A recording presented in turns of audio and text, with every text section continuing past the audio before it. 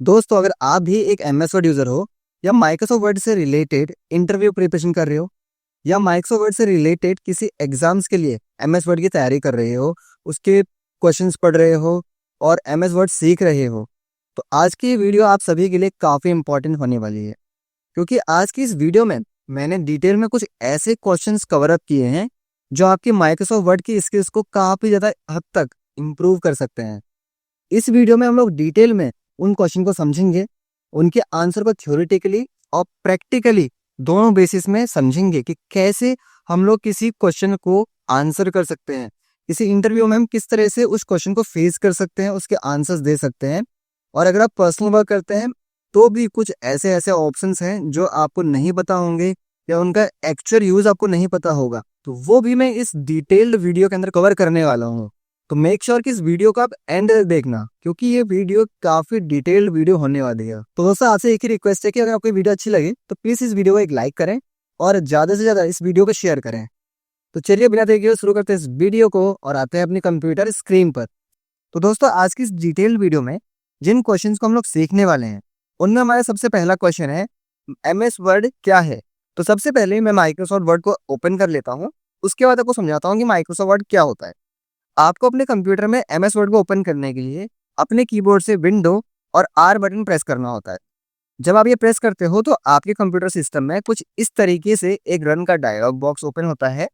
यहाँ पर आपको लिखना होता है विन वर्ड, और जब आप ये लिखते हैं और एंटर प्रेस करते हैं तो आपका माइक्रोसॉफ्ट वर्ड लोड करता है और आपके सिस्टम में ओपन हो जाता है। अब इतना करने के बाद हम लोग एमएस वर्ड में एंटर कर लेते हैं। अब एमएस वर्ड एक ऐसा सॉफ्टवेयर है जिसको कि एक वर्ड प्रोसेसिंग प्रोग्राम कहा जाता है, जिसके अंदर आप विजिटिंग कार्ड, ग्रीटिंग कार्ड, लोगो, फॉर्म्स, डिजाइन, इस तरीके की चीजों को डिजाइन कर सकते हो। इसके अंदर काफी सारे मल्टीपल ऑप्शंस होते हैं जिनकी मदद से आप एमएस वर्ड के अंदर बहुत ही डिटेल तरीके से काम कर सकते हो और टेक्स्ट और पिक्चर को इजीली मैनेज कर सकते हो। तो थोड़ा सा अगर हम इसके इंटरफेस को समझते हैं तो आप देखोगे यहाँ पे एक होम सेक्शन है, एक न्यू का सेक्शन है, एक ओपन का सेक्शन है, डिफरेंट डिफरेंट यहाँ पे ऑप्शंस हैं। जैसे कि आप देख सकते हो मेरे पास यहाँ पे रिसेंट फाइल्स आ रही हैं जो मैंने रिसेंटली एमएस वर्ड में बनाई है। और अगर हम इनमें से कुछ ऑलरेडी बने हुए टेम्पलेट्स को यूज करना चाहें तो यहाँ मोर टेम्पलेट्स में जाके हम लोग माइक्रोसॉफ्ट वर्ड के डिफरेंट डिफरेंट टेम्पलेट्स को यूज कर सकते हैं। अभी आप देखोगे आपको काफी सारे ऑप्शंस यहाँ देखने को मिलेंगे। अगर मैं यहाँ बिजनेस वाले सेक्शन में चले जाऊंगा तो माइक्रोसॉफ्ट वर्ड लोड करेगा और हमें बिजनेस से रिलेटेड कुछ प्रैक्टिकल्स दिखाएगा कि हम इन डॉक्यूमेंट्स को अपने बिजनेस के लिए यूज कर सकते हैं। अगर कोई नया यूजर है उसको माइक्रोसॉफ्ट वर्ड नहीं आता सही से, तो यहाँ से वो प्री स्टाइल टेम्पलेट्स को ले सकता है और उसके बाद उनको एडिट कर सकता है अपने काम के लिए। अब यहीं पे मैं इसको बैक करता हूँ, यहाँ देखेंगे हम लोगों को कार्ड का ऑप्शन देखने को मिलेगा। सेम लाइक उसमें फ्लायर्स के ऑप्शंस भी हैं। मतलब डिफरेंट डिफरेंट तरीके से आप माइक्रोसॉफ्ट वर्ड को यूज कर सकते हो अपने काम के अकॉर्डिंग। ठीक है, अभी आप देखोगे एजुकेशन से रिलेटेड आ रहे हैं। आपको नया चीज बनाने की जरूरत ही नहीं है। अगर आपको ऑलरेडी डिजाइन करी हुई चीजें मिल रही हैं तो आपको नए से बनाने की जरूरत ही क्या है। सिंपल, हमने इस रिपोर्ट फाइल पे क्लिक किया और अगर मैं क्रिएट में क्लिक करूंगा, अब ये डाउनलोड होकर हमारे माइक्रोसॉफ्ट में कुछ इस तरीके से आ जाएगा। अब इसके बाद अगर मुझे इसमें कोई डिटेल्स चेंज करनी होगी, अपना इंट्रोडक्शन देना होगा, अपनी कंपनी, अपनी ऑर्गेनाइजेशन से रिलेटेड इसमें कोई भी चीज़ डालनी होती है, वो बड़े प्यार से हम लोग इसमें डाल सकते हैं। सारे ऑप्शंस हम लोग इसके लिए ट्राई कर सकते हैं। तो यहाँ पे देखते हैं हम लोग होम के अंदर हमको काफ़ी ऑप्शन मिलते हैं, इंसर्ट के अंदर हमको काफ़ी ऑप्शन मिलते हैं। तो आप इस तरीके से इन सभी चीज़ों को यूज़ कर सकते हो। फिलहाल के लिए मैं कीबोर्ड से कंट्रोल एन बटन प्रेस करता हूँ, जिससे हम माइक्रोसॉफ्ट वर्ड के अंदर एक न्यू डॉक्यूमेंट को ओपन कर सकते हैं। अब जैसे कि ये वीडियो आप देख रहे हो तो ऑब्वियसली आप माइक्रोसॉफ्ट वर्ड को ऑलरेडी जानते हो, बस आप अपने आप को प्रिपेयर करना चाहते हो इंटरव्यू लेवल के लिए। ठीक है, तो इतना हमारा अभी काफी है माइक्रोसॉफ्ट वर्ड को जानना। इसके बाद हम स्विच करते हैं अपने दूसरे क्वेश्चन की तरफ। अब यहाँ पर हमारा जो सेकंड क्वेश्चन आता है जो इंटरव्यू में पूछा जा सकता है। अब यहाँ पे क्वेश्चन है हमारा सेव और सेव एज, जो हमको यहाँ फाइल में जाने के बाद दो ऑप्शन देखने को मिलते हैं। एक सेव का ऑप्शन मिलता है और एक सेव एज का ऑप्शन मिलता है। इन दोनों में मेजर डिफरेंस क्या है, क्योंकि काफी सारे नए यूजर्स इन दोनों में काफी कंफ्यूज रहते हैं कि उन्हें सेव यूज कब करना है और उन्हें सेव एज कब यूज करना है, और इंटरव्यूअर उनको इसी क्वेश्चन में फंसा सकता है। क्योंकि ये चीज समझना काफी इंपॉर्टेंट है। देखो, मैं आपको बहुत इजी तरीके से समझाता हूँ। मैं एक काम करता हूँ, थोड़ा सा डॉक्यूमेंट को जूम करा लेता हूँ यहाँ पे, और यहाँ पे ना मैं कुछ लिख लेता हूँ। जैसे मैंने इसमें लिखा, my name is Mohit Singh Bisht and I am teaching Microsoft Word. अब मैंने इतना लिखा है, ठीक है। अगर आप कभी भी कोई भी डॉक्यूमेंट बनाओगे तो अभी तक हमने इसको सेव तो नहीं किया है। अभी आप देख सकते हो हमारे यहाँ टाइटल में लिखा रहा है डॉक्यूमेंट 2। तो इसको सेव करने के लिए हमें क्या करना चाहिए, एक चीज मैं आपको पहले क्लियर कर दूं कि अगर आप किसी फाइल को फर्स्ट टाइम सेव कर रहे हो तो आप फाइल पे जाओगे। आप कंफ्यूज बिल्कुल मत होना, चाहे आप सेव पे क्लिक करो चाहे आप सेव एज पे क्लिक करो, दोनों में आपको सेम ऑप्शन देखने को मिलेंगे जब आप किसी फाइल को फर्स्ट टाइम सेव करते हो। उसके बाद आप अपनी लोकेशन को सेलेक्ट करा लेते हो कि आपको डॉक्यूमेंट्स में या किसी दूसरे लोकेशन में अपनी फाइल को सेव करना है। मैंने ऐसा नंबर दिया एमएस और मैं इसको कर देता हूँ सेव, ठीक है। तो ये जो फाइल होगी वो एमएस के नाम से हमारे कंप्यूटर सिस्टम में सेव हो जाएगी। जैसे कि अब आप देख सकते हो मेरी फाइल पे लिखा है एमएस, ठीक है। अब ऐसा होता है कि हम उसी फाइल को कभी दोबारा से एडिट करते हैं, हम उसमें लिखी हुई चीज़ों को डिलीट करते हैं या उसमें ही कुछ चीज़ें इंसर्ट करते हैं, कुछ बोल्ड करते हैं, कुछ इटैलिक करते हैं, कुछ भी हम लोग काम कर ले। सपोज मान लीजिए मैं यहाँ पे एक छोटा सा ये ही बना दूँ, तो ये मैंने बाद में बनाया ना, ये तो अभी तक हमारे डॉक्यूमेंट में तो सेव नहीं है। तो अगर कोई काम आप बाद में करते हो और आप उसको भी सेव कराना चाहते हो, ठीक है। अब जैसे कि मैं इसमें कुछ लिख लेता हूँ, मैं इसमें लिखता हूँ दिस इज एमएस वर्ड, ठीक है। तो अभी हमने छोटा सा ये कुछ लिखा और एक शेप इसमें बनाया, तो ये अभी इसमें सेव नहीं है। तो अगर आपको इसको भी सेव करना है तो दोबारा से आपको फाइल सेक्शन में जाना है। अब यहाँ पे आपको एक ऑप्शन देखने को मिलता है सेव का और एक सेव एज का। तो अभी आपको क्या करना चाहिए, सेव एज करना चाहिए या सेव करना चाहिए। तो अपने माइंड में क्लियर रखो कि अगर आपकी जो पुरानी फाइल है एम एस, अगर आपको उसको पहले जैसा ही रखना है, उसमें कोई भी एडिटिंग आपको ऐड नहीं करानी है, बस आपने उसमें कुछ एडिटिंग करी और आप चाहते हो कि एक नया डॉक्यूमेंट आपके पास सेव हो जाए, तो उस कंडीशन में आप सेव एज में क्लिक करो और उसके बाद आप अपनी लोकेशन से बता दो कि हमें इस लोकेशन में इसको सेव कराना है। तो मैं डॉक्यूमेंट्स में सेव करा देता हूँ और मैं इसको कर देता हूँ MS2 और फिर उसके अंदर करता हूँ सेव। तो अभी आप देखोगे कि आपका डॉक्यूमेंट सेव हो जाएगा दूसरे नाम से जिसका नाम मैंने रखा है MS2। यानी कि सेव एज का यूज किया जाता है कि हम एक ही डॉक्यूमेंट को मल्टीपल टाइम्स में सेव कर सकते हैं विद डिफरेंट नेम और डिफरेंट लोकेशन। जैसे कि अभी मैं एक काम करता हूँ, मैं कीबोर्ड से Ctrl O प्रेस करता हूँ और यहाँ आने के बाद अगर मैं MS वाले डॉक्यूमेंट से क्लिक करूंगा तो ये हमारे लिए इस डॉक्यूमेंट को खोलेगा, क्योंकि MS में हम लोगों ने सिर्फ इतनी सी लाइन लिखी हुई है, उसमें कोई एडिटिंग नहीं करी। और वहीं पे Ctrl O प्रेस करके मैं MS2 को अगर ओपन करूंगा तो उसमें हमारे पास इस तरीके से एक शेप भी बनकर आएगा और ये जो हमने लाइन इसमें ऐड की थी वो भी आएगी। आई बात समझ में। अगर आप कोई काम कर रहे हैं, आप चाहते हैं कि उसी फाइल में काम ऐड होते रहे, तो उस कंडीशन में आपको सेव करना होता है। जैसे मैंने इसमें लिखा टुडे इज वेडनेसडे। अब इतना लिखने के बाद हमें इसको भी सेव कराना है, पर हम चाहते हैं कि ये पिछले वाले डॉक्यूमेंट में सेव रहे। यानी अभी हम काम कर रहे हैं MS2 के अंदर, तो MS2 में ही सेव रहना चाहिए। तो उसके लिए आपको जाना होगा फाइल सेक्शन में और आपको बस सेव वाले ऑप्शन में क्लिक कर देना है। ये कुछ नहीं पूछेगा और इस लाइन को उसी डॉक्यूमेंट में ऐड कर देगा।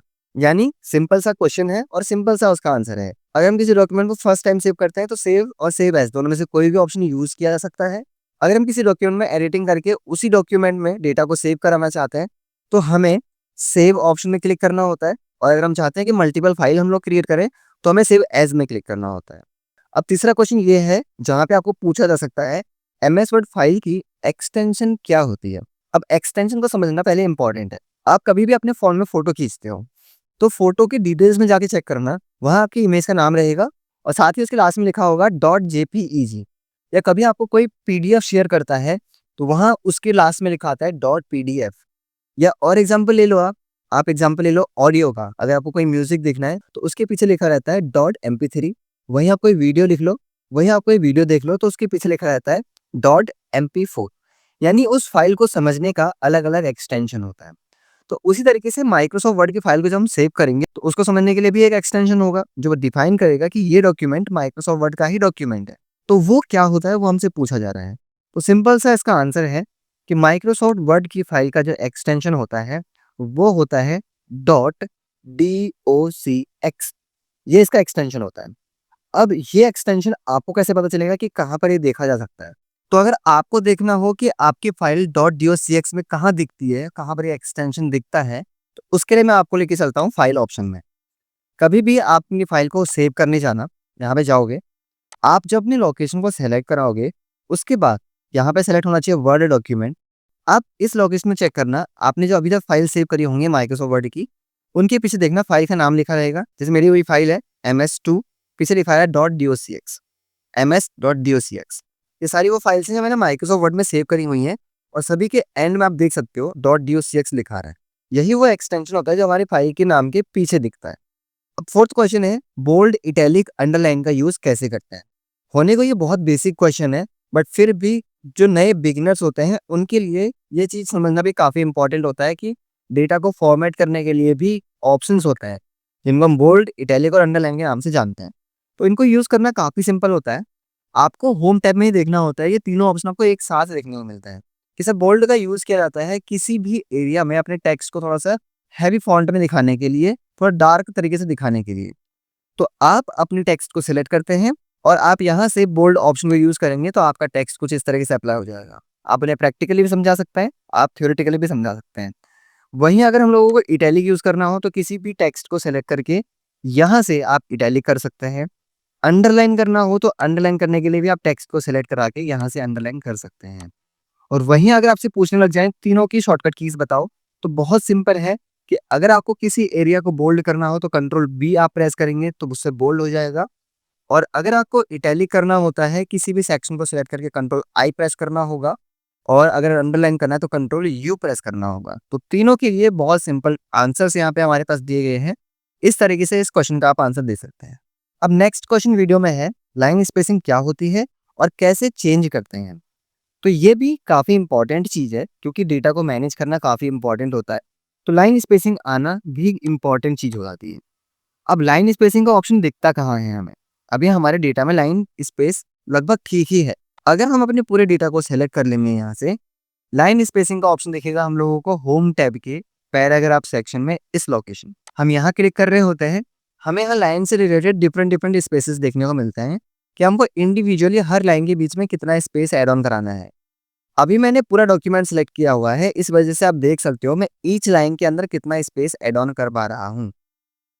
अगर मैं एक ही पैराग्राफ को सिलेक्ट करूँ उसके बाद आपको लाइन स्पेसिंग समझाऊं, तो अभी आप देख सकते हो बाकियों में कोई फर्क नहीं पड़ रहा है। सिर्फ और सिर्फ हमारे फर्स्ट पैराग्राफ में हमको फर्क देखने को मिल रहा है कि हम कितनी तरीके से स्पेसिस लगा सकते हैं। तो ये तो हो गया हमारे लाइन स्पेसिस के बारे में। वहीं पे दो ऑप्शन हमें यहाँ और मिलते हैं जहाँ पे स्पेस का ऑप्शन रहता है। देखिए मैं समझाता हूँ। मैंने क्या किया कि अभी मैं इस वाले पैराग्राफ को सेलेक्ट कराता हूँ। ये हमारा फर्स्ट पैराग्राफ है, और यहाँ पे जाने के बाद मैं इसको बोलता हूँ ऐड स्पेस बिफोर पैराग्राफ। इसने क्या किया कि हमारे पैराग्राफ के स्टार्टिंग में भी एक एक्स्ट्रा स्पेस दे दिया है, जो कि हम पैराग्राफ से पहले मांग रहे हैं इसको। फिर अभी आप देख सकते हो दोनों में रिमूव का ऑप्शन लिखा है, यानी हमारे पैराग्राफ में बाद में भी स्पेस लगा हुआ है और पहले भी स्पेस लगा हुआ है। मैं आफ्टर स्पेस को रिमूव करा दूंगा यहाँ से, और इसी तरीके से मैं बिफोर स्पेस भी यहाँ से रिमूव करा देता हूँ। तो अभी आप देख सकते हो इस पैराग्राफ में ना पहले स्पेस है ना बाद में स्पेस है। तो आपको किस लोकेशन में स्पेस ऐड ऑन कराना है वो आप कर सकते हो। जैसे मैंने यहाँ पे ऐड आफ्टर किया तो यहाँ पे एक स्पेस ऐड हो जाता है। तो ये स्पेस मेंटेन करना काफ़ी इंपॉर्टेंट होता है जब आप कोई फॉर्म बनाते हो, कोई रिज्यूमे बनाते हो, कोई डॉक्यूमेंट बनाते हो। तो अब वीडियो में नेक्स्ट क्वेश्चन है, अलाइनमेंट कितने टाइप की होती है। बहुत सिंपल क्वेश्चन है लेकिन बहुत इंपॉर्टेंट क्वेश्चन है। अलाइनमेंट होती है 4 तरीके की, जहाँ पर एक लेफ्ट अलाइनमेंट होता है, एक सेंटर अलाइनमेंट होता है, एक राइट अलाइनमेंट होता है और एक जस्टिफाइड अलाइनमेंट होता है। अब इन ऑप्शन को समझने के लिए या समझाने के लिए आप बेसिकली इस तरीके से यूज कर सकते हो कि सर अभी हमारा जो डेटा है, ये जो ओवरऑल डेटा है वो लेफ्ट इंडेंट के अंदर है, जहाँ पे हमारा टेक्स्ट लेफ्ट साइड से फिर इक्वली दिखेगा, but not from the right side. हमारा टेक्स्ट राइट साइड से इक्वल नहीं दिखेगा। अब इसको किस तरीके से यूज किया जा सकता है अगर ऐसा क्वेश्चन आ जाए आपके पास, तो सिंपल आपको समझाना है कि सेंटर के लिए हम कुछ इस तरीके से यूज कर सकते हैं। जैसे मैंने इसमें लिखा माइक्रोसॉफ्ट वर्ड, और इसको लिखने के बाद मैं इसको बोल्ड कर देता हूँ, थोड़ा सा बड़ा कर देता हूँ, और आप ऐसे दिखा सकते हो कि आप सेंटर अलाइनमेंट को कुछ इस तरह से यूज कर लेंगे कि सर हमारा कोई भी टेक्स्ट अगर हम लोगों को दोनों तरफ से सेंटर में लाना हो तो हम सेंटर अलाइनमेंट को यूज कर सकते हैं। इसी तरीके से वो पूछने लग जाए राइट अलाइनमेंट को कैसे यूज करेंगे। तो जैसे मैंने लिखा है थैंक्स, और मैं लिखता हूँ मोहित सिंह, सपोज मैंने इस तरह से लिखा हुआ है, और यहाँ पे मैं थोड़ा सा इसको बोल्ड कर दूंगा, थोड़ा सा इसको बड़ा कर दूं, और मैं इसको राइट साइड में दिखाना चाहता हूँ। तो राइट अलाइनमेंट हम इस पे लगा देंगे तो आप देख सकते हैं हमारा टेक्स्ट कुछ इस कंडीशन में हम लोगों को देखने को मिल जाता है।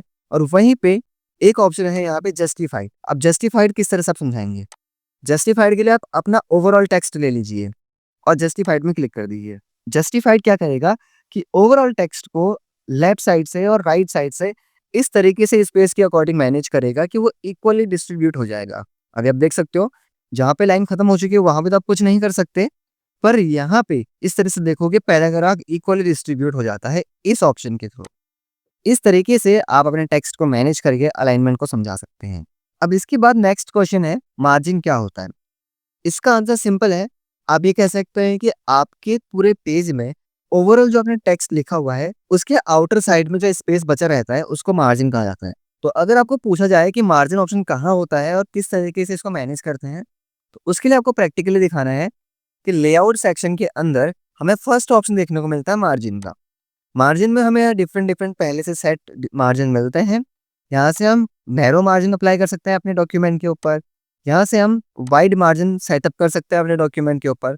और अगर हम लोगों को अपने अकॉर्डिंगली कस्टमाइज करना होता है तो कस्टम मार्जिन के अंदर जाने के बाद हम टॉप, लेफ्ट, राइट और बॉटम ओवरऑल चारों लोकेशंस में से समझा सकते हैं कि हमें किस लोकेशन में कितना मार्जिन स्पेस चाहिए।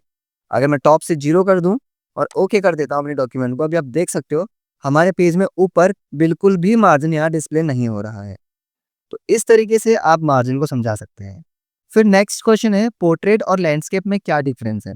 अब पोर्ट्रेट और लैंडस्केप को आप पहले समझ लो कि क्या इसका डिफरेंस होता है। मोबाइल तो आप लोग यूज करते ही हो। आप नॉर्मली मोबाइल को अपने होल्ड करते हो तो वो नॉर्मल मोड जो होता है वो होता है पोर्ट्रेट मोड। वहीं पर अगर आप मेरी वीडियो देख रहे हो यूट्यूब के ऊपर और आपने फुल स्क्रीन किया है तो आप अपने फोन को रोटेट कर देते हो, तो वो हो जाता है आपका लैंडस्केप मोड। वहीं हमारे पेज के अंदर भी है कि भाई अभी हमारा जो पेज हम लोगों को देखने को मिल रहा है, मैं आपको थोड़ा सा जूम कम करके दिखाता हूँ पेज को। ये वाला जो मोड हम लोगों को देखने को मिल रहा है ये पेज का पोर्ट्रेट मोड है। वहीं पे आप देखोगे यहाँ बने भी हैं आइकॉन्स बने हुए हैं पोर्ट्रेट का भी और लैंडस्केप का भी। यहाँ हम क्लिक करते हैं, अभी पोर्ट्रेट मोड में है। लैंडस्केप करेंगे तो हमारे पेज का मोड जो होता है वो कुछ इस तरीके से चेंज हो जाता है। तो ये मोड होते हैं पेज के ओरिएंटेशन मोड। अब नेक्स्ट क्वेश्चन हमारा है, पेज ब्रेक क्या होता है? पेज ब्रेक माइक्रोसॉफ्ट वर्ड के अंदर पेजेस को अलग अलग डिस्ट्रीब्यूट करने के लिए यूज किया जाता है। अभी हमारे डॉक्यूमेंट में आप यहाँ देखेंगे 1 ऑफ 1, यानी हमारे पास एक ही पेज है हमारे ओवरऑल डॉक्यूमेंट्स के अंदर। तो जहां से भी आपको पेज को अलग अलग डिवाइड करना हो आप उस लोकेशन पर क्लिक करते हैं। फिर आप इंसर्ट के अंदर आते हैं या लेआउट सेक्शन के अंदर भी आप ब्रेक्स को यूज कर सकते हैं। और इंसर्ट के अंदर आने के बाद आप यहाँ से भी पेज ब्रेक को यूज कर सकते हैं। आपको सिंपल यहाँ क्लिक करना होता है और आपका पेज 2 हिस्सों में बट चुका है। अभी आप देख सकते हो यहाँ लिखा है पेज 1 ऑफ 2, यानी मैंने फर्स्ट पेज में क्लिक किया है, टोटल 2 पेज हमारे पास हैं। इसी तरीके से मैं नीचे आता हूँ तो ये दिखाएगा पेज नंबर 2 ऑफ 2, यानी हम लोग टोटल 2 पेज के सेकंड पेज पर ही हैं। शॉर्टकट में आपको पेज ब्रेक करना हो just hold control and press enter. तो जैसे आप ये करोगे आपके कीबोर्ड से भी आपका पेज ब्रेक हो जाएगा। अब नेक्स्ट क्वेश्चन है, टेबल कैसे इंसर्ट करते हैं? बहुत ही सिंपल क्वेश्चन है। अगर आप माइक्रोसॉफ्ट वर्ड जानते हो तो ऑब्वियसली आप टेबल को बनाना भी जानते हो। टेबल को बनाने के अलग अलग मेथड्स हैं। यहाँ पे आप इंसर्ट टैब में आओगे, यहीं पे आपको ऑप्शन मिल जाता है टेबल का। यहाँ आप क्लिक करते हैं, पहला ऑप्शन तो यहाँ पे है टेबल सिंगल, ये है कि आप इस तरह से एक सिंगल रो ले सकते हो। कंटिन्यूसली नीचे को आप आओगे तो ऐसे आप मल्टीपल रोज ले सकते हो। फिर आप इस तरह से जाओगे तो एक कॉलम में डिवाइड होना शुरू हो जाता है और यहाँ पे आप मैक्सिमम 7 कॉलम्स ले सकते हो, यानी आपने 6 रो ले ली है और 7 आप कॉलम्स ले सकते हो। वहीं डिफरेंट वेज होते हैं यहाँ पे टेबल को इंसर्ट कराने के, जहाँ पे आप बना सकते हो कि you need 10 columns and you need 20 रोज। जैसे आप यहाँ पे ओके करेंगे तो आप देखेंगे आपकी टेबल यहाँ जनरेट होके आ जाएगी। इसी तरीके से दूसरा तरीका अगर आपको यूज करना हो, आप यहाँ पे जाएंगे, आपको ड्रॉ का ऑप्शन मिलता है, जहाँ पे आप टेबल को इस तरीके से ड्रॉ करा सकते हैं मैनुअली। आपको कितने लाइंस चाहिए, कितने कॉलम्स चाहिए, आपकी टेबल इस तरीके से भी ड्रॉ हो सकती है। वहीं पर आप समझा सकते हैं कि आप पहले से लिखे हुए टेक्स्ट को भी टेबल में कन्वर्ट करा सकते हैं। तो अगर आपसे क्वेश्चन कहा जाए कैसे करा सकते हैं, तो सिंपली आपको दिखाना है कि सर हम लोगों को अपना पहला कॉलम का टाइटल लिखना है, उसके बाद हम लोगों को कॉलम को डिवाइड करने के लिए एक स्पेसिफिक वैल्यू प्रोवाइड करनी है। तो मैं दे देता हूँ अपने केस में कॉमा। उसके बाद आपको जो भी दूसरा टाइटल रखना है वो आप यहाँ लिख सकते हैं। सपोज मैंने यहाँ लिखा जेंडर, फिर आपको स्पेसिफिक कैरेक्टर दे देना है जो कि मैंने फिर से दिया कॉमा। उसके बाद आपको नेक्स्ट कॉलम टाइटल लिख लेना है। फिर उसके अंदर जो भी चीज़ आपको लिखनी है, जैसे मुझे नेम के अंदर मोहित लिखना है, जेंडर के लिए मुझे यहाँ मेल लिखना है, एज के लिए मुझे यहाँ पे 24 लिखना है, और मैंने यहाँ पे टेक्स्ट को सिलेक्ट कराया। जहाँ पर इंसर्ट में जाने के बाद टेबल सेक्शन में हम चले जाते हैं और हम करते हैं कन्वर्ट टेक्स्ट टेबल। इतना करने के बाद हम इसको बस ओके कर देते हैं और हमारा डेटा टेबल में कन्वर्ट हो जाता है। और अगर आप एक बार टेबल में हैं और आप टैब बटन प्रेस करते हैं तो आप अपने टेबल को कंटिन्यूअसली इस तरह से आगे को भी बढ़ा सकते हैं। वेरी सिंपल, समझे?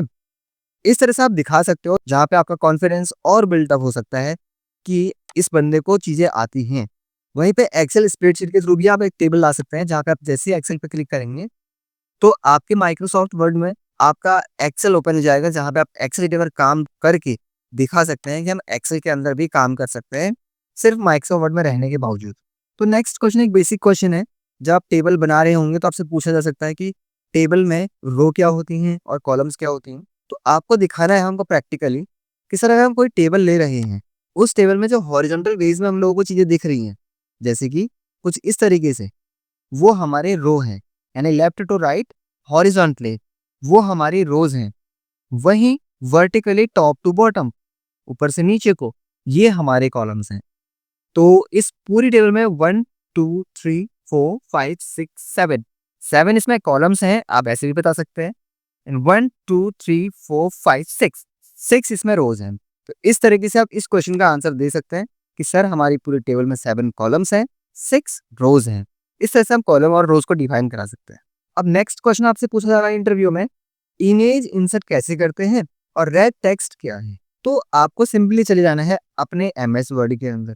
इस क्वेश्चन में दो क्वेश्चन है, इमेज इंसर्ट कैसे करते हैं और रैप टेक्स्ट कैसे करते हैं। तो जो इसमें रैप टेक्स्ट जुड़ा हुआ है ना, ये इसके लिए हम लोगों को टेक्स्ट की भी जरूरत है। तो हम यहाँ पे ऑब्वियसली टेक्स्ट ले लेंगे पहले और उसके बाद हम इसमें इमेज लेके आएंगे। सिंपल, आपको इंसर्ट टैब के अंदर जाना होगा, पिक्चर में क्लिक करना होगा, फिर करना होगा दिस डिवाइस। इतना करने के बाद आपके कंप्यूटर में जहां कहीं भी पिक्चर है, मेरे पास डाउनलोड्स में कुछ पिक्चर्स हैं, और उस पिक्चर को हम कुछ इस तरीके से इंसर्ट करा लेते हैं, तो हमारी पिक्चर हमारे कंप्यूटर में इंसर्ट हो जाती है। उसका साइज आप यहाँ से डिफाइन करा सकते हैं। मैं इसको साइज में दे देता हूँ 5 सेंटीमीटर। इमेज कुछ इस तरीके से यहाँ पे आ रही है। हमसे कहा गया था कि रैप टेक्स्ट कैसे करा सकते हैं, तो यहाँ पे भी आपको रैप टेक्स्ट के ऑप्शंस मिल जाते हैं ओवरऑल। बाकी अगर आप पिक्चर फॉर्मेट में है तो यहाँ से भी आप इस पे एडिट करा सकते हैं। जहाँ पे हमारा फर्स्ट ऑप्शन है इन लाइन विद टेक्स्ट। आप ये समझा सकते हैं कि सर अगर आपको किसी लाइन के अंदर पिक्चर रखनी है तो आपको फर्स्ट ऑप्शन में ये ऑप्शन सेलेक्ट करके रखना है। जहाँ कहीं भी इसको मूव करेंगे तो लाइन के अकॉर्डिंग ही मूवमेंट करेगा। आप किसी भी लाइन की किसी भी लोकेशन में अपनी पिक्चर को सेटअप करा सकते हैं, जैसे कि मैंने ये कराया है अभी, या मुझे इस लाइन की स्टार्टिंग में इसको रखना है तो ये हम करा सकते हैं। तो इसके लिए आप ये समझा सकते हैं।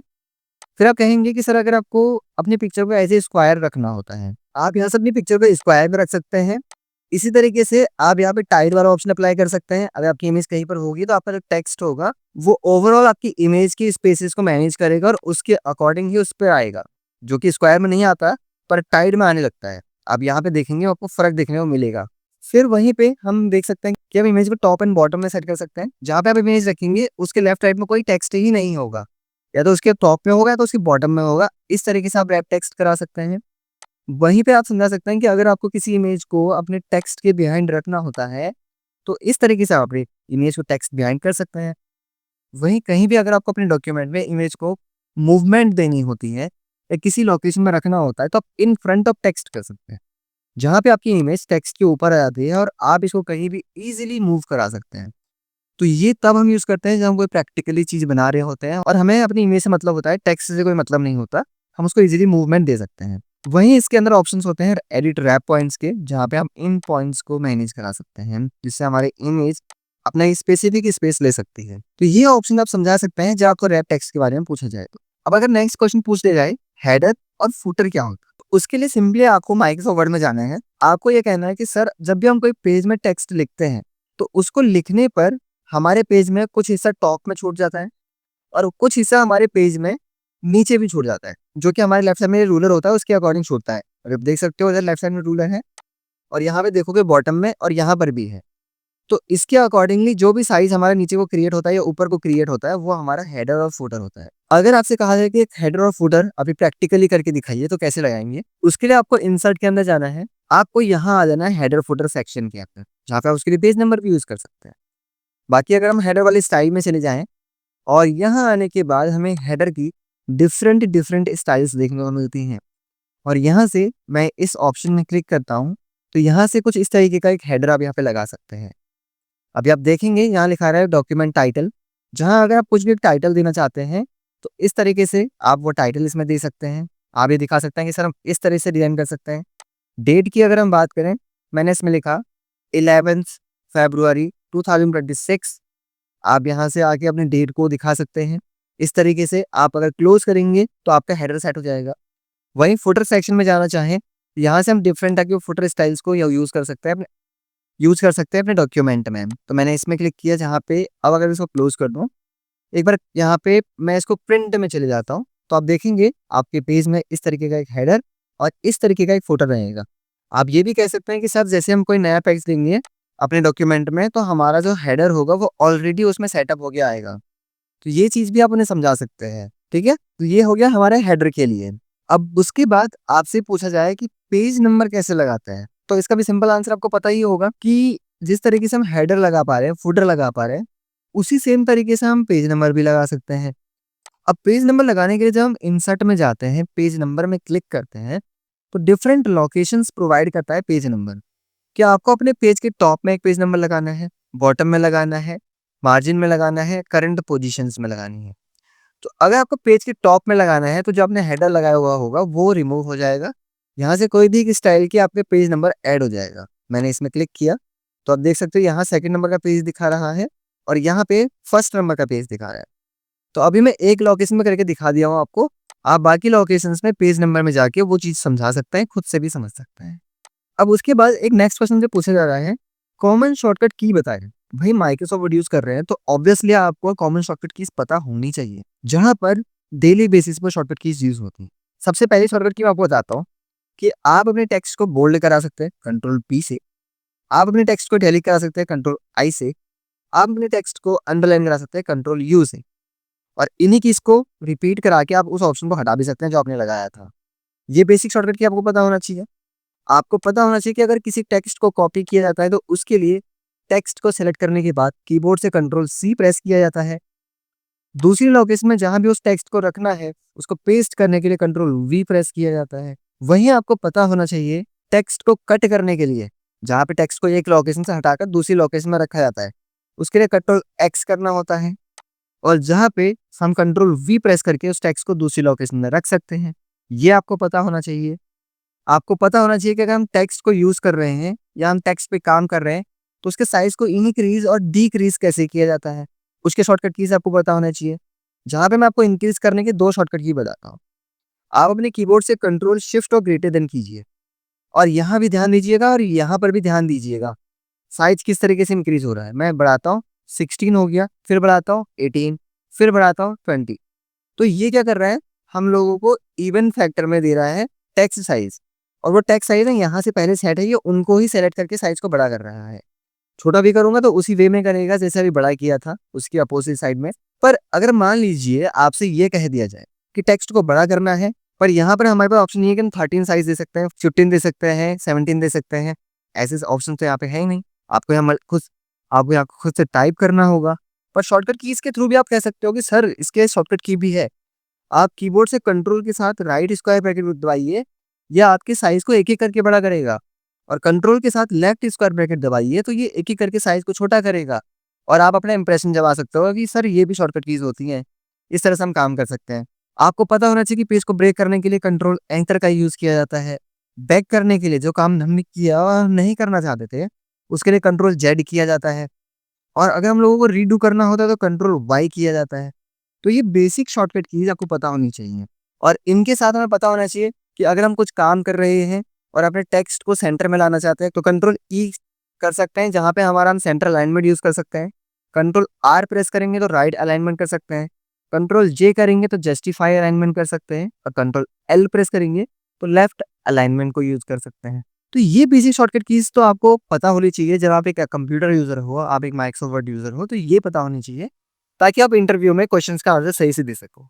अब उसके बाद हमारा नेक्स्ट क्वेश्चन हमारे पास आता है, फाइंड एंड रिप्लेस क्या होता है। अब फाइंड एंड रिप्लेस काफी यूजफुल चीज होती है माइक्रोसॉफ्ट वर्ड के अंदर या किसी भी टूल के अंदर जहां पे बहुत बड़ी बड़ी चीजें हैं और आपको ढूंढने में कोई चीज दिक्कत हो रही है।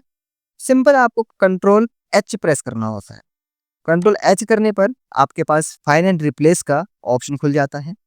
जहाँ पे आपको जो भी चीज इसमें ढूंढनी है वो आपको लिखना होता है। सपोज मैंने अभी यहाँ लिखा DOCU, अभी मैंने फाइंड नहीं किया, अभी मैंने सिर्फ लिखा है। अब जैसे मैं फाइंड में क्लिक करूंगा तो ये क्या करेगा कि इस डॉक्यूमेंट में जहां पर भी DOCU लिखा रहेगा ये उसको सेलेक्ट कर लेगा। फिर मैं यहाँ पे फाइंड नेक्स्ट करूंगा तो ये अगले वाले DOCU को सिलेक्ट करेगा।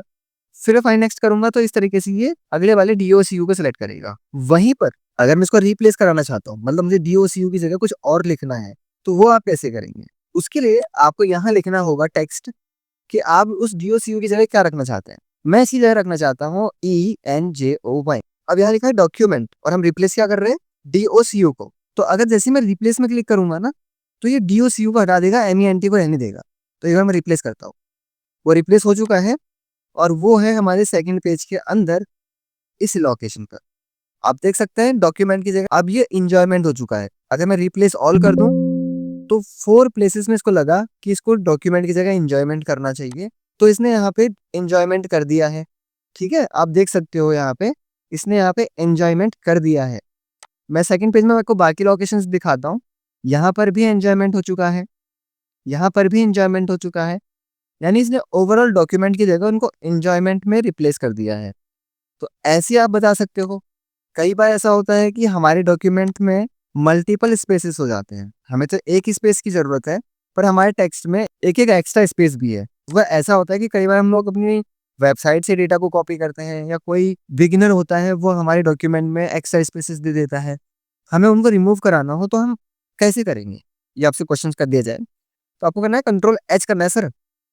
Ctrl+H करने के बाद फाइंड वर्ड में हमको डबल स्पेस फाइंड करना है, तो हम 2 बार स्पेस प्रेस करेंगे और हमें एक ही स्पेस उसकी जगह चाहिए तो हम एक बार सिंगल स्पेस रिप्लेस विथ में क्लिक कर देंगे और जस्ट रिप्लेस ऑल में क्लिक करेंगे तो 6 जगह इसने रिप्लेसमेंट करी है और हम ओके कर देते हैं।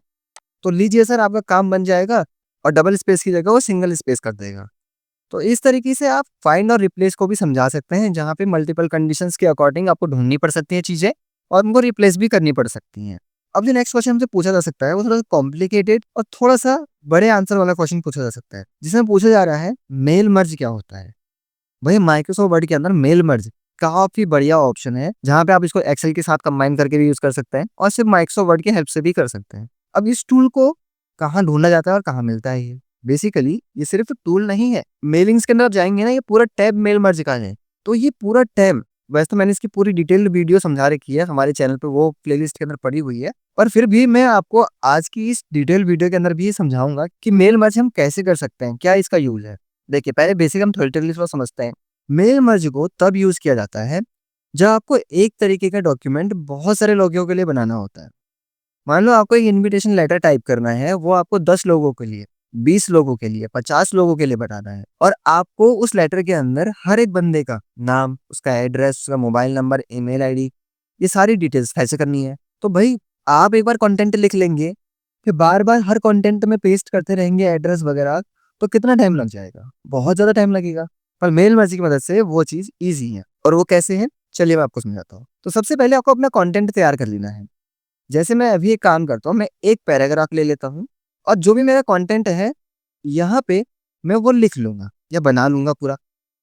अब बनाने के बाद भाई जैसे हमारा ये कंटेंट है ना, ये हमारा ओवरऑल कंटेंट है, ये मुझे काफी लोगों को भेजना है। कैसे करेंगे? सिंपल, हम लोग यहाँ पे स्टार्ट मेल मर्ज में क्लिक करते हैं। हम अपने कंप्यूटर को पहले बताएंगे कि हम क्या चीज बना रहे हैं इनमें से। Letter, email message, envelope, labels, directly, different different options के अंदर रखे हुए हैं। हम बता देते हैं कि सर हम लेटर्स बना रहे हैं, ठीक है, एज ए राइटर इसको कंसीडर किया जाए।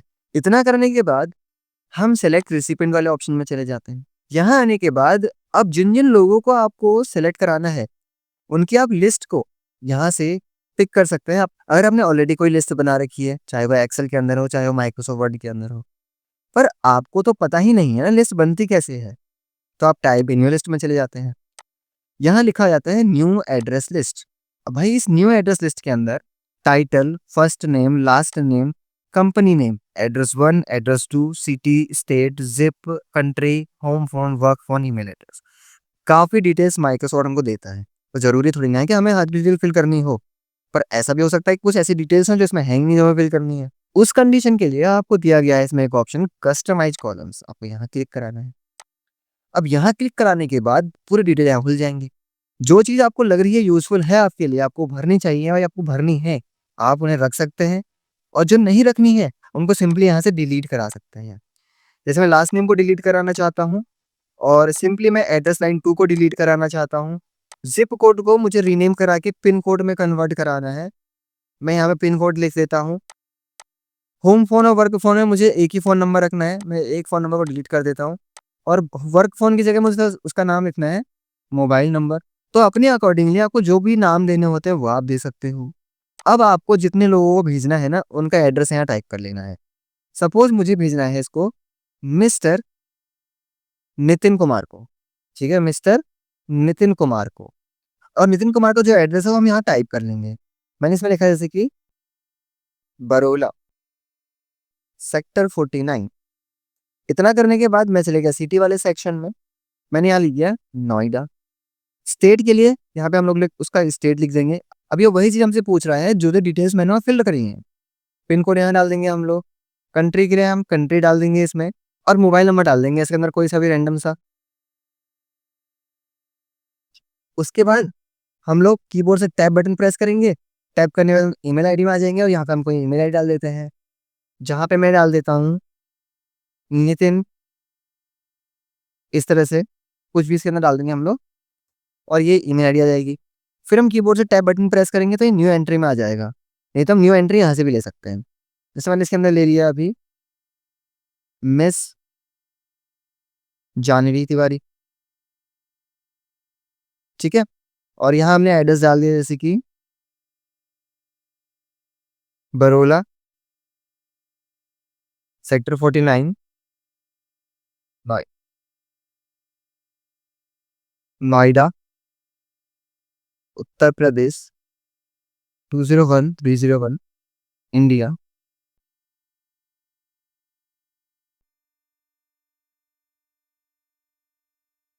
तो इसी तरीके से ना आपको जितने लोगों को ये डेटा भेजना है, आपको उन सभी की एक लिस्ट आपको बना के रख लेनी है।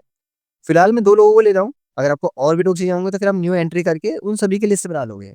पर ये लिस्ट आपको बनानी पड़ेगी हाँ, क्योंकि भैया आपको ही तो पता है कि किनको भेजना है, कंप्यूटर को तो नहीं पता। कंप्यूटर तो वही काम करेगा जो आपको उसको प्रोवाइड करोगे। तो डिटेल्स आपको प्रोवाइड करनी पड़ेंगी, इतनी मेहनत आपको करनी पड़ेगी, जितने लोगों को आपको भेजना है। फिर आपको ओके करा देना है इसको। ओके कराने के बाद इसको लिस्ट को सेव कर दो आप किसी नाम से। मैंने इसे नाम लिख दिया डेमो लिस्ट और मैं इसको कर देता हूँ सेव। तो वो लिस्ट सेव करी है हमने, डॉक्यूमेंट सेव नहीं किया, डॉक्यूमेंट तो अभी भी एमएस के नाम से है, लिस्ट सेव करी है। अब उस लिस्ट को सेव करने के बाद आपको अपने डॉक्यूमेंट में कहाँ पे उन लिस्ट के एड्रेसेस को लेके आना है, डिटेल्स को लेके आना है, आप उस लोकेशन पर चले जाओ। मैं इसमें टाइटल लिख ले रहा था ऊपर, मैंने लिख दिया इसमें इनविटेशन लेटर। तो ये हमने कुछ इस तरह से लिख दिया इसके अंदर और यहाँ पे मैं थोड़ा सा कलर वगैरह दे देता हूँ। तो ये मेरा एक लेटर है, ठीक है? अब जो जो डिटेल्स हमको यहाँ लानी है वो ला सकते हैं। अगर मैं एड्रेस ब्लॉक में क्लिक करूंगा तो एड्रेस ब्लॉक में ये बताएगा कि कुछ इस तरीके से आपका एड्रेस लिखा आएगा, जहाँ लिखा आ रहा है नितिन कुमार, उसका फर्स्ट एड्रेस आ रहा है मेन रोड बरोला सेक्टर 49। फिर नोएडा लिखा आ रहा है, फिर उत्तर प्रदेश लिखा आ रहा है, फिर कंट्री लिखी आ रही है इंडिया। और इसमें मिसिंग क्या है? सबसे पहले इसमें टाइटल मिसिंग है। दूसरी चीज इसमें पिन कोड मिसिंग है। फिर इसमें मोबाइल नंबर और आपका जो भी ईमेल एड्रेस है वो इसमें नहीं आ रहा है, ठीक है? तो ये कुछ स्टाइल्स हैं कि आपको कैसे इसको रखा जाएगा। नेम का फॉर्मेट दिखा रहा है नहीं है कि फॉर्मेट कैसे रखा जाएगा, तो वो आप ले सकते हैं। तो हम एक काम करते हैं अभी के लिए कि मैं इसको अभी कैंसिल कर देता हूँ। इंडिविजुअली कभी लाना पड़ जाए तो कैसे लेके आया करेंगे हम? तो इंडिविजुअली लाने के लिए सिंपली आपको क्या करना है, आपको इंसर्ट मर्ज फील्ड में आना है। सबसे पहले आपको टाइटल इंसर्ट करा लेना है। टाइटल यानी जो मिस्टर मैंने लिखा हुआ है। अब मिस्टर और नितिन कुमार के बीच में थोड़ा सा स्पेस की जरूरत तो पड़ेगी, आप एक बार स्पेस बटन प्रेस करा के दे देंगे। फिर आप यहाँ जाएंगे और यहाँ पे फर्स्ट नेम को ले लेंगे। तो पहली लाइन में मुझे इतना ही चाहिए और हम एंटर प्रेस करते हैं। सेकंड के लिए आप यहाँ एड्रेस लाइन 1 में जाएंगे, तो यहाँ से आप एड्रेस लाइन 1 ले लेंगे, जहाँ लिखा आ जाएगा मेन रोड बरूला सेक्टर 49। फिर मैं एंटर करता हूँ। यहाँ आने के बाद मैं कर लेता हूँ यहाँ पे सिटी, जिसमें लिखा आएगा नोएडा। फिर मैं करता हूँ कॉमा और मैं एक स्पेस देता हूँ कि कॉमा स्पेस के बाद यहाँ पिन कोड लिखा आना चाहिए। तो मैं ले लेता हूँ यहाँ पे पिन कोड। फिर मैं एंटर प्रेस करता हूँ। अब इस वाली लाइन में मैं चाहता हूँ कि यहाँ लिखा आना चाहिए हमारा स्टेट। फिर हम कॉमा करते हैं और थोड़ा सा स्पेस दे देते हैं और उसके बाद मैं चाहता हूँ कि इसमें हमारी कंट्री भी दिखनी चाहिए। भाई मैंने कंट्री ले लिया। फिर हम एंटर प्रेस करते हैं। इस लाइन में आना चाहिए मोबाइल नंबर। मैं फिर एंटर प्रेस करता हूँ। यहाँ आना चाहिए हमारा ईमेल एड्रेस, इसको प्रेस कर दिया। इतना करने के बाद मैं यहाँ लाना चाहता हूँ ग्रीटिंग लाइन, भाई ग्रीटिंग लाइन जैसे dear sir, dear ma'am, to sir, to ma'am, इस तरह से हम ये चीजें ला सकते हैं इसके अंदर। जैसे यहाँ लिखा ना डियर नितिन कुमार, ठीक है भाई, हमने ओके कर दिया। ठीक है, अब ये बोल्ड में इसलिए आ रहा है क्योंकि मैंने कंट्रोल बी यहाँ प्रेस कर दिया था, इसलिए ऑटोमेटिक यहाँ ये बोल्ड में आ रहा है। इतना करने के बाद ठीक है, आपका जब सेटअप तैयार हो जाता है, जितने लोगों को आपको भेजना होता है उनका सेटअप भी आपने तैयार कर चुका है, फिर आपको प्रीव्यू करना होता है अपना रिजल्ट, देखो कैसा रहा है हमारा रिजल्ट। तो देखो आपका रिजल्ट कैसे दिख रहा है। Mister Nitin Kumar, main road, बरोला, sector 49, Noida, 201301, Uttar Pradesh, India, mobile number, फिर आ रहा है डियर नितिन कुमार। तो अब अगर आपके माइंड में क्वेश्चन आ रहा होगा ये इतना ही इंपॉर्टेंट है, तो ये चीज हम खुद से टाइप कर सकते थे, हमने अंदर भी टाइप करी थी, यहाँ भी टाइप करी है। अब इस क्वेश्चन का आंसर आप पोलाइटली इस तरह से दे सकते हैं कि सर आप ठीक कह रहे हैं, हमने टेक्स्ट को अंदर भी लिखा और हम टेक्स्ट को यहाँ पर भी लिख सकते थे एक एक करके अगर हमको लिखना था तो इसमें ना इस तरीके की फॉर्मेटिंग बनाने में हमको टाइम लगता, फिर हम लोगों को इस टेक्स्ट को कॉपी करा के एक पेज के अंदर लाना होता, और फिर हम लोगों को नेक्स्ट पेज में दोबारा से लिखना पड़ता है इस चीज को, और फिर से हम लोगों को कॉपी पेस्ट करा के टेक्स्ट को लेके जाना पड़ता है, तो हमारे लिए काफी बोरिंग हो जाता है और टाइम कंज्यूमिंग हो जाता है। तो इसलिए हमने ये किया। तो वो कहेंगे अभी भी तो आपके पास एक ही पेज है, अभी कौन सा आपने एक्स्ट्रा कुछ कर लिया है। तो आप ये कह सकते हैं कि सर अभी हम ये कर सकते हैं कि हमारा डॉक्यूमेंट कुछ इस तरह से दिख रहा है, अगर मैं यहाँ पे क्लिक करूंगा तो आप देखेंगे यहाँ पे मिस जानवी तिवारी का डेटा यहाँ आ चुका है, और जब मैं यहाँ पे फर्स्ट में जाऊंगा तो नितिन कुमार का डेटा आ चुका है। पर वो कहेंगे कि फिर अभी भी तो हमारे पास एक ही डॉक्यूमेंट है। आप कहेंगे कि सर यहाँ पे हम जाएंगे फिनिश में, अगर हम इसको एडिट कराना चाहते हैं एक एक करके तो हम एडिट करा सकते हैं, मेल के थ्रू हम सेंड करना चाहते हैं तो हम सेंड कर सकते हैं इंडिविजुअली हर एक लेटर को एक एक करके, और अगर हम प्रिंट कराना चाहते हैं तो प्रिंट भी करा सकते हैं, और वो एक प्रिंट भी कर सकते हैं, दो भी कर सकते हैं, जितने हमने बना रखे हैं वो सब कर सकते हैं। आप इस तरीके से करेंगे कि आप एडिट इंडिविजुअल पे क्लिक करेंगे, ऑल पे क्लिक करके आप दिखाइए उनको कि जैसे आप ओके करेंगे तो ओके करने पर इसने एक नया डॉक्यूमेंट क्रिएट कर दिया जिसका नाम है लेटर्स 1, और यहाँ इनविटेशन लेटर नितिन कुमार का बन के आ चुका है, और आपका सेकंड वाला लेटर जानवी तिवारी का बनकर आ चुका है। हमको सेकंड पेज में लिखने की जरूरत नहीं पड़ी, हमें नया पेज लेने की जरूरत नहीं पड़ी, हमें टेक्स्ट कॉपी पेस्ट करने की जरूरत नहीं पड़ी, और हमारा टेक्स्ट ऑटोमेटिकली नेक्स्ट पेज में जनरेट होकर आ चुका है। इस तरीके से आप दिखा सकते हैं कि मेल मर्ज को कैसे यूज करते हैं, मल्टीपल लोगों के लिए एक ही डॉक्यूमेंट को कैसे प्रिपेयर किया जा सकता है। तो ये होता है मेल मर्ज के बारे में, और ये समझना हमारे लिए काफी इंपॉर्टेंट होता है। तो आई होप कि आपको ये तो समझ में आ ही गया होगा। चलिए आज के आखिरी क्वेश्चन की तरफ चलते हैं, जहां पे हमसे पूछा जा सकता है कि ट्रैक चेंजेस क्या होता है। अब भाई ये जो ट्रैक चेंजेस वाला ऑप्शन है ना, ये काफी सारे यूजर्स को कंफ्यूज करता है। मैं भी जब ऑफलाइन अपने स्टूडेंट्स को पढ़ाता हूँ, थोड़ा डिटेल में समझाता हूँ उनको, तो उन्हें समझ में आता है, नहीं तो वो भी थोड़ा सा कंफ्यूज रहते हैं। तो उसी तरीके से मैं आपको समझाना चाहूंगा कि ये आपको कहाँ मिलेगा और इसका यूज क्या है। आपको जाना है रिव्यू के अंदर। अब रिव्यू में आपको यहाँ देखने को मिलेगा ट्रैक चेंजेस। अभी सपोज आप इस डॉक्यूमेंट में काम कर रहे हो, ठीक है, आप इस डॉक्यूमेंट को एडिट कर रहे हो या बना रहे हो, अभी आप फाइनल नहीं हो कि आपको इसमें कौन कौन सी डिटेल्स ऐड करनी है, कौन कौन सी डिटेल्स रिमूव करनी है, किस तरीके की फॉर्मेटिंग रखनी है, आप श्योर नहीं हो। सपोज आपको ऐसा लगा कि अभी ये जो लिखा है ना ये नहीं लिखा होना चाहिए था, तो आपने इसको डिलीट करा दिया। फिर उसके बाद आपने काम करना शुरू कर दिया इस पे, मतलब काम करना क्या शुरू करा, आपने सपोज यहाँ पे कोई कलर वलर लगा दिया। सपोज यहाँ पे आके मैं कलर ले लेता हूँ, इसमें ग्रीन ले लेता हूँ। उसके बाद आपने इसमें कुछ और भी लिख दिया, जैसे आपने इसमें लिख दिया कि ECC education is the best place to know about computer education. ठीक है, अब भाई मैंने ये लिख लिया, फिर थोड़ी देर में मुझसे एक सर ने कहा कि वो जो डिलीट किया है ना वो वापस आना चाहिए। अभी तो मैं आपके सामने बहुत कम काम कर रहा हूँ, मैंने इतना लिखा, ये लिखा और सिर्फ डिलीट किया है। कि हमें क्या पता होता है कि हम डायरेक्टली कंट्रोल जेड कर देते हैं इस तरीके से, ऐसे कंट्रोल जेड किया हमने, और आपने कहा सर दीजिए, मैं तो वापस ले आया टेक्स्ट। अब आपसे कह दिया जाए कि जो अभी तक आपने मेहनत करी थी, कलर किया था, बोल्ड किया था, लिखा था, वो भी तो हमें चाहिए। ये तो चाहिए ही था पर वो भी चाहिए, पर वो तो अंडू करने पर हट गया, और इसमें आप सोचोगे कि फिर से टाइप करना पड़ेगा, फिर से कलर देना पड़ेगा। तो इस चीज से बचने के लिए ही ट्रैक चेंजेस बनाया गया है। जब तक आपका डॉक्यूमेंट फाइनल ना हो तब तक आप ट्रैक चेंजेस के अंदर काम कर सकते हैं। जैसे कि मैंने ट्रैक चेंजेस को यहाँ से इनेबल कर दिया, उसके बाद अगर हम कोई काम करते हैं, सपोज मुझे अभी लगा कि मुझे नहीं रखना है, तो मैं इसको डिलीट कर देता हूँ। डिलीट कर दिया है, अभी सिंपल मार्कअप यहाँ शो हो रहा होगा आपको, आप इसको ऑल मार्कअप करके देखिए, वो डिलीट होगा पर टेम्परेली डिलीट होगा, मतलब डिलीट हो चुका है पर फिर भी दिख रहा है, यहाँ पे लिखा भी आ रहा है टाइमिंग के साथ साथ कि हमने इस टाइम पे इसको डिलीट करा है करके। सेम लाइक अगर मैं इसमें कुछ लिख लेता हूँ, मैंने इसमें लिखा I am a trainer and I teach online and offline courses.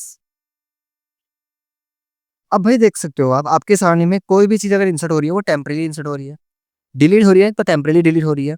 Suppose कोई फॉर्मेटिंग लगा दो, आपने बोल्ड किया, कंट्रोल बी किया, तो वो फॉर्मेट हो जाएगा, पर उसके लिए यहाँ लिखा भी आ जाएगा कि आपने किस टाइम पे क्या किया है। ओवरऑल मतलब काम करोगे ना, वो टेम्परेरी होगा।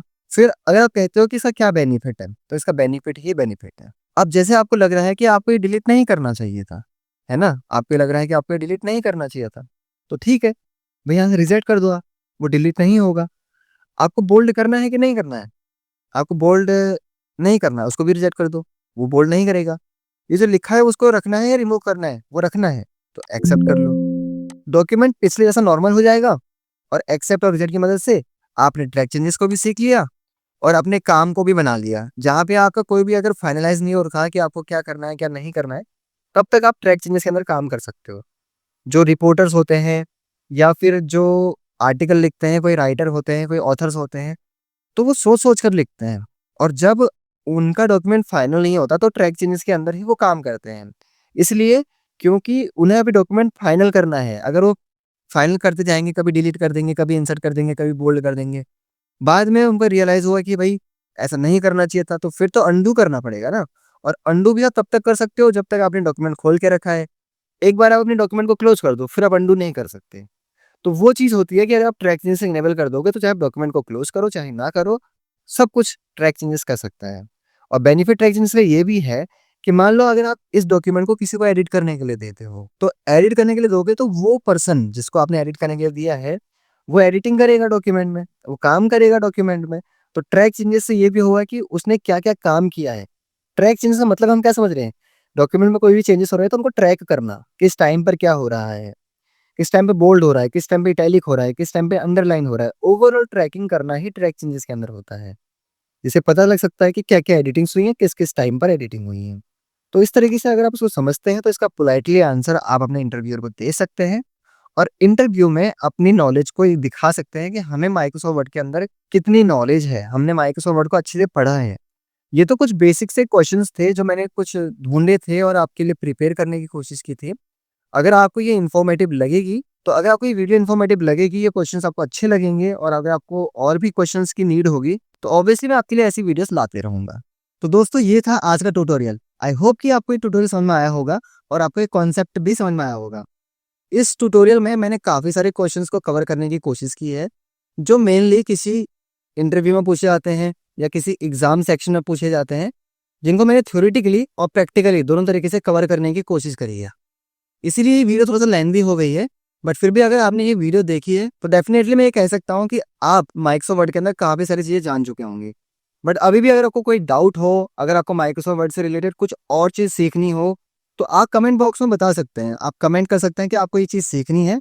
मैं ज़रूर कोशिश करूँगा कि उस तरीके की वीडियो भी मैं आपके लिए ला पाऊँ। दोस्तों अगर आपको ये वीडियो अच्छी लगी हो, तो प्लीज़ इस वीडियो को एक लाइक करें। ज़्यादा से ज़्यादा इस वीडियो को अपने कलीग्स में, अपने फ्रेंड सर्कल्स में या जिनको भी इस वीडियो की नीड है, उनको इस वीडियो को शेयर करें और अगर आप चैनल पे नए हैं तो प्लीज़ चैनल को सब्सक्राइब करें। मिलते हैं इसी तरीके की और अमेजिंग वीडियो के साथ नेक्स्ट वीडियो में। तब तक के लिए थैंक यू।